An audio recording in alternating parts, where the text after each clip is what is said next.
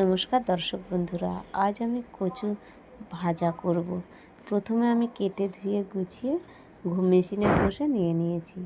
নেওয়া হয়ে গেলে এবার আমি কড়াইতে তেলের মধ্যে গোটা জিরে আর শুকনো লঙ্কা ফোড়ন দিয়ে দিলাম। দিয়ে এবার আমি কচুটাকে দিয়ে দেব।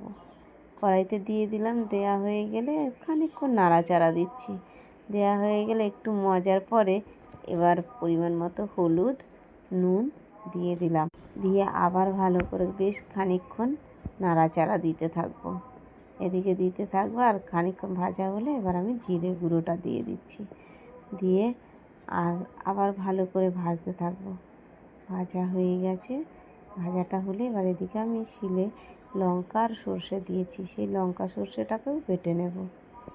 বেটে নিয়ে এবার তার মধ্যে কচুটার মধ্যে সেই লঙ্কা সর্ষেটাও বাটা আমি দিয়ে দিচ্ছি। দিয়ে আবার নাড়াচাড়া করব। এইভাবে ভাজা হতেই থাকবে যতক্ষণ না কচুটা ভালো করে সিদ্ধ বা ভাজা কমপ্লিট হয়।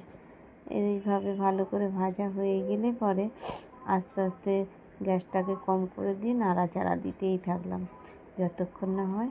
আর তারপরে নামানোর আগে ধনে জিরে বাটা রেখেছিলাম, শিলে আর কি ভেজে রেখেছিলাম, সেটা বেটে আমি কচুটার উপরে দিয়ে দিচ্ছি। আর দেওয়ার পরে দেখুন এইভাবে কি অসাধারণ হয়েছে।